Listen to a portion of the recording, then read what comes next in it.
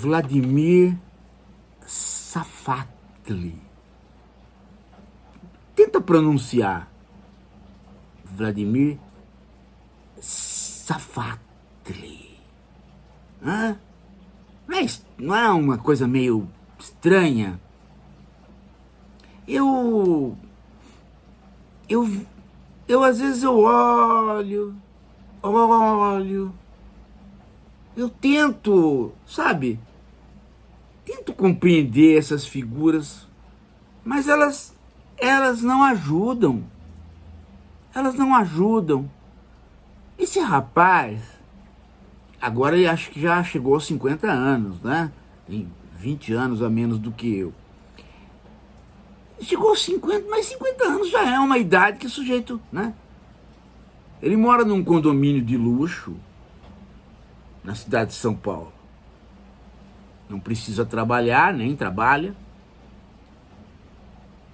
E aí, ele diz a seguinte frase que resume o pensamento dele. E publica isso. E vai na TV. Esses dias eu vi o cara indo no programa Provoca. Para falar coisas que não tem o menor nexo. Eu vou ler para vocês, porque eu não quero eu falar, eu quero ler. A frase, síntese do que ele está pensando no momento. E propaga isso. Propaga. Inclusive ele é professor. Professor da sociologia, lá, sei lá, da USP. Bom, a USP de vez em quando também apronta, né? Olha só.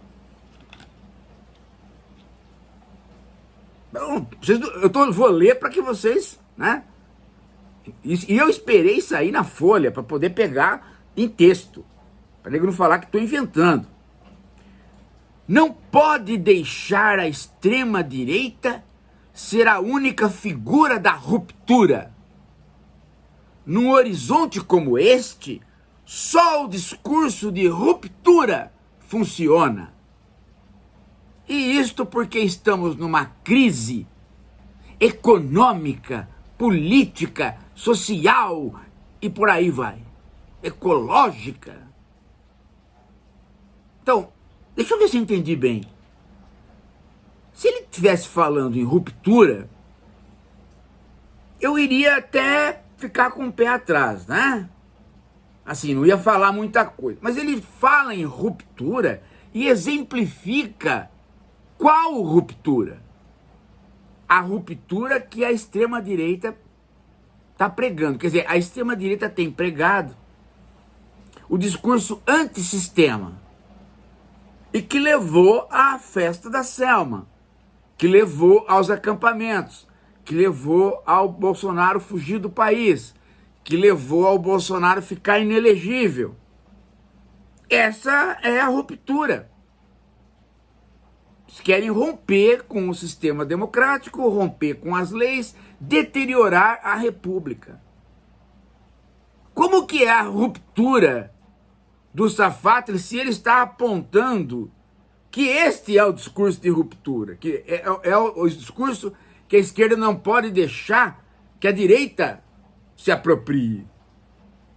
Quer dizer, esse cara está pregando uma revolução, uma ruptura, uma anarquia social em prol dos trabalhadores. Qual trabalhador seria beneficiado por qualquer ruptura social hoje? Se ele próprio se candidatou a deputado estadual e não se elegeu, é porque as pessoas estão dizendo para ele: nós não queremos ruptura nenhuma, nós queremos viver bem.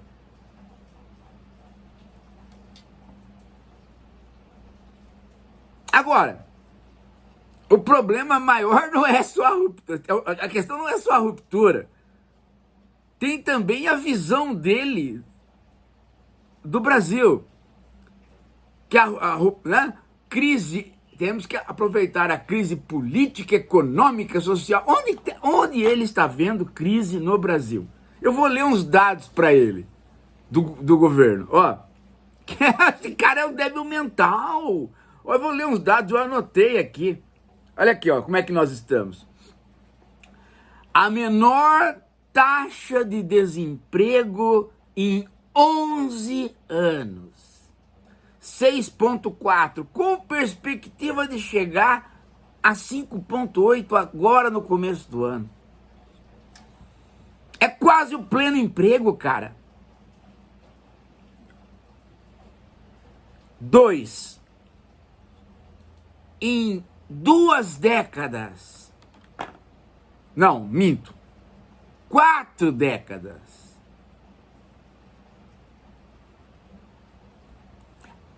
há uma projeção da indústria ultrapassar o agronegócio no peso do PIB. A indústria está crescendo e com perspectiva de crescimento. A indústria que ninguém mais acreditava.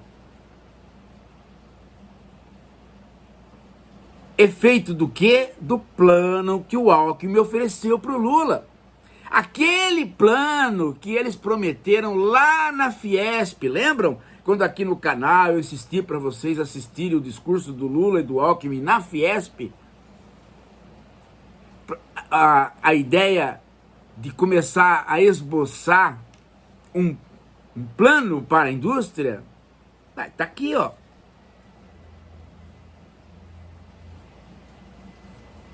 Terceiro ponto. Vamos, esses 2 pontos econômicos, né? Vamos para o ponto social.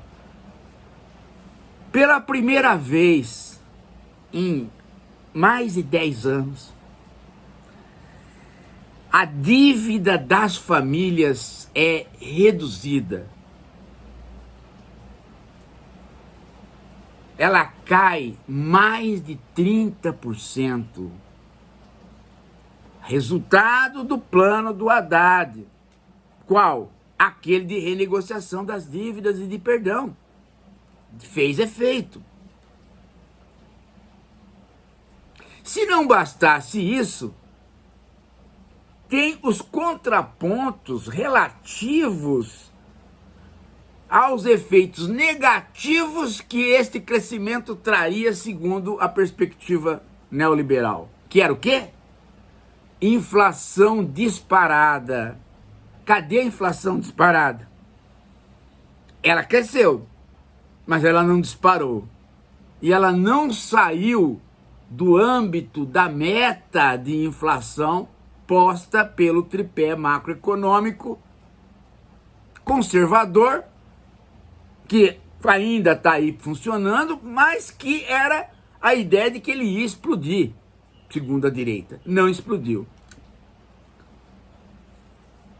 Então, agora eu pergunto para você, e aí, né?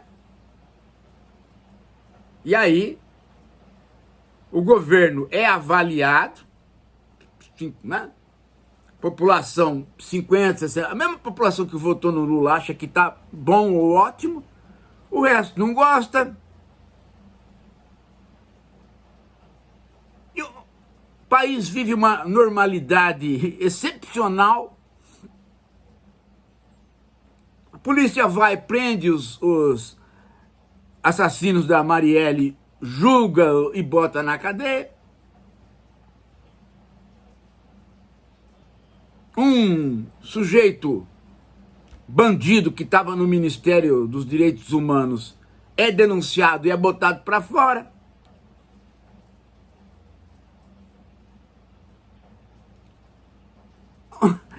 Onde é que está a crise? O único detalhe, talvez, que ele tenha acertado é falar em crise ecológica, que realmente está tendo uma disputa entre o IBAMA e a Petrobras, né? O IBAMA não quer a exploração do petróleo, a Petrobras quer a exploração lá na foz do Amazonas. Está havendo uma disputa que implica, né, em divergência a respeito do que tipo de modelo que o Brasil vai seguir. Mas isso também não quer dizer que estamos numa crise que seja necessário uma ruptura institucional. Eu acho que esses caras, esse tipo de Safatli, ele não faz a mínima ideia do que é uma ruptura institucional. Ele não faz a mínima ideia. E é o interessante, ele perdia as eleições, não ganhou nada, gemeu dentro do PSOL. Aí o Boulos foi para as eleições, estou falando das eleições para deputado, ganhou bem votado, perdeu para prefeito, mas fez a votação que ele já fazia na cidade de São Paulo. E os safados vêm querer ensinar o Boulos a fazer política, dizendo que teria que fazer um discurso de ruptura. Deixa eu ver se eu entendo, né? Dado que o discurso de ruptura o modelo é o da direita, o Safatli está dizendo para o Boulos fazer o quê? O Boulos fala, primeiro debate,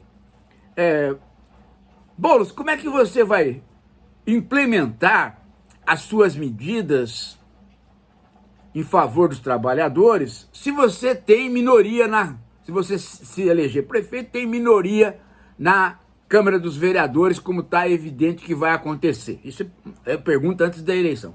Aí o Boulos, instruído pelo Safatli, diria assim: ora, bolas, vou fazer aquilo que o PSOL e todos os partidos de esquerda pregam e que funciona.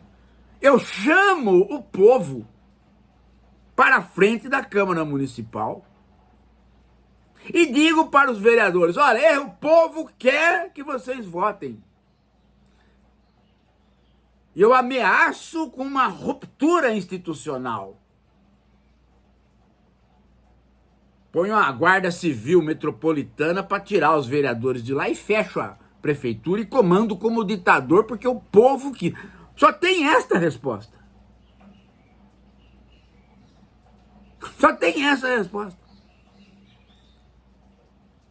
Agora, se você sai da perspectiva do Safatli e vem para a perspectiva da política normal, comum, democrática, o Boulos vai dizer, ou diria, se eu ganhar e tiver minoria na Câmara, eu vou pôr os projetos e vou pedir para que a minha bancada faça alianças com a bancada adversária para a gente aprovar.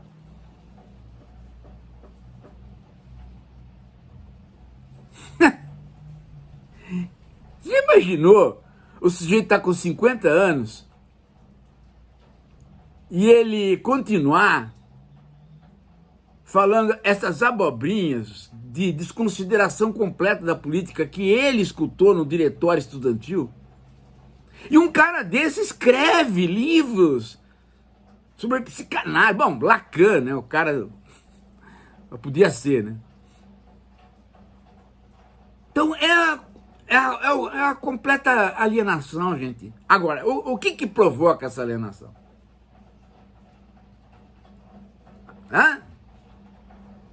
O cara está completamente descolado do mundo. Ele levanta de manhã, tem 3, 4 empregados para servi-lo num condomínio de luxo perto da PUC. Pelo menos era onde ele morava.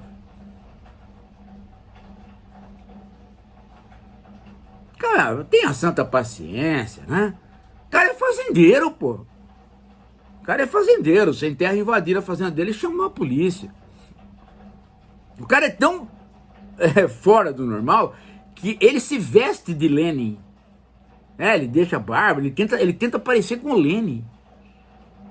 Então o sujeito é infantil. Bom, ele é tão infantil, não é, que a ex-namorada falou aquilo que falou no Facebook, depois apagou, mas enfim, ela escreveu lá, né? Tinha ido para um motel com ele e tal, brigaram lá, e ela falou: o cara quer ensinar o caminho da revolução e ele não sabe o caminho do clitóris. Então é infantil, é pueril, é tonto, é coisa de diretório estudantil, não tem a mínima noção do que é fazer política ou o que é a política. E aí, meu amigo, o cara vai na cátedra ensinar. Aí você vê aluno na USP débil mental, você fala, como? Né? Aí você encontra o mentor, né? O mentor. E aí toda a USP leva fama por conta de existir um débil mental desse tipo lá. Não pode, né, gente? Precisa parar. Esses concursos também para professor precisa ter precisa ter um psicotécnico, né? Ai, Jesus do céu. Jesus do céu. Aí tem os outros dois. Tem os outros dois. O Gessé Uga Uga, né? Gessé Uga Uga, o seu Uga Uga Uga Uga Uga Uga, né? Tá de novo aí na Folha de São Paulo com aquele livrinho dele, culpando, né? Encontrando, os pobres viraram tudo de direita. Eu tenho medo, né?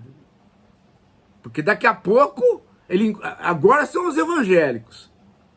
A culpa, né? A esquerda não fez a quantidade de votos que queria nas eleições municipais. Aí, antes mesmo de acontecer isso, ele, né? Diante da vitória do Lula, ele escreveu que os pobres estão ficando de direita. Não sei como que o Lula se elegeu, se os pobres ficaram todos de direita, até agora não entendi. E aí, os pobres ficando de direita por conta da religião.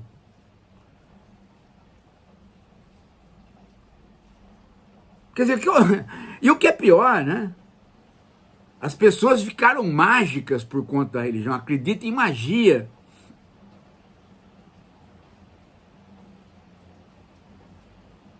Ele não sacou que o sujeito chega para você e fala, eu acredito em Deus.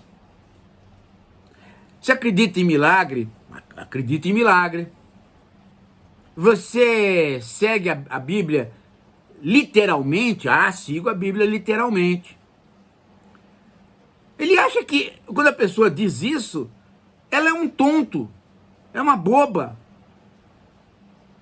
Que ela não vai seguir os preceitos institucionalizados do iluminismo. Claro que vai, basta o Estado, o governo, as pessoas que fazem com que as coisas funcionem. As pessoas não tomaram a vacina?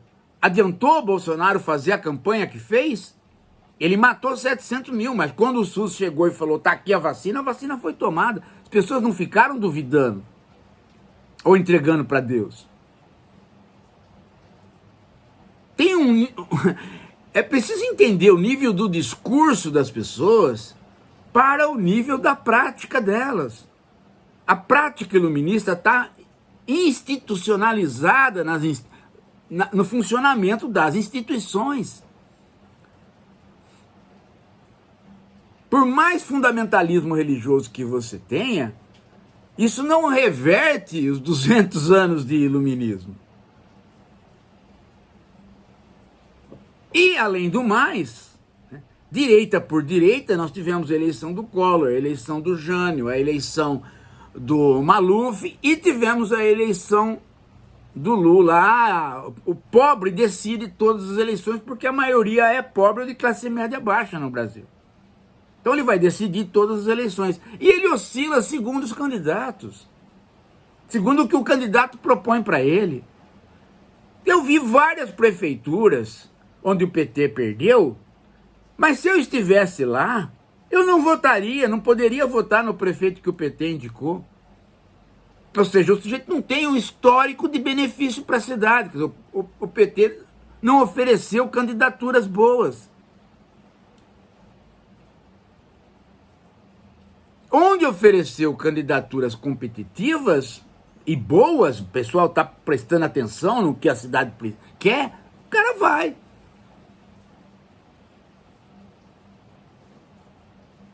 Aí, o neoliberalismo empurrou as pessoas para elas procurarem outros campos de socialização.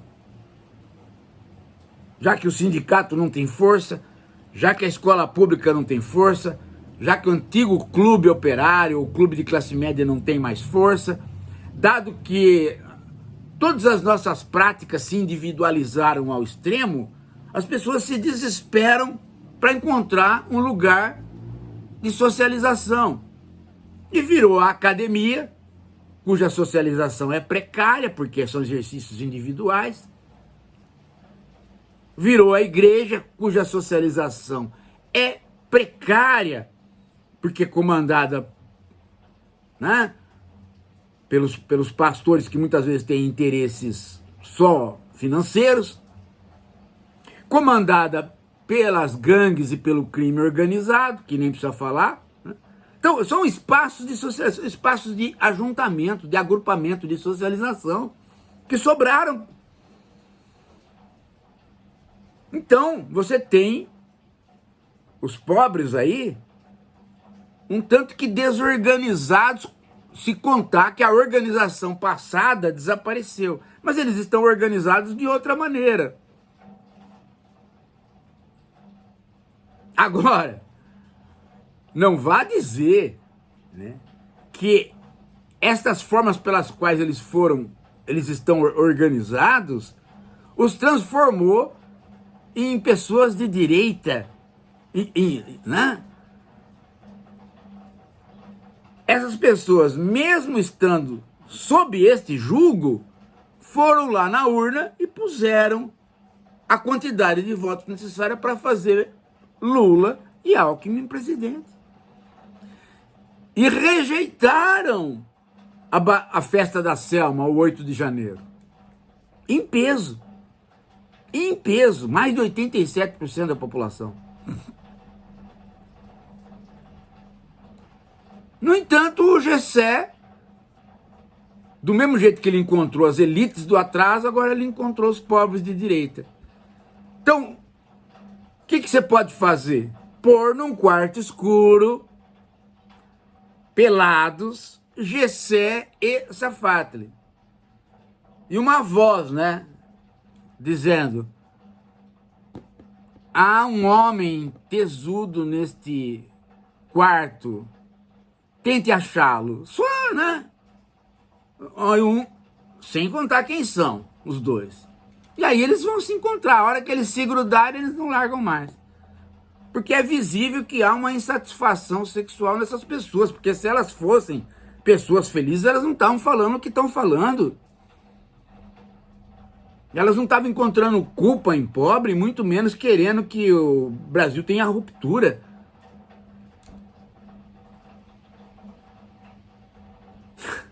Gente, vai.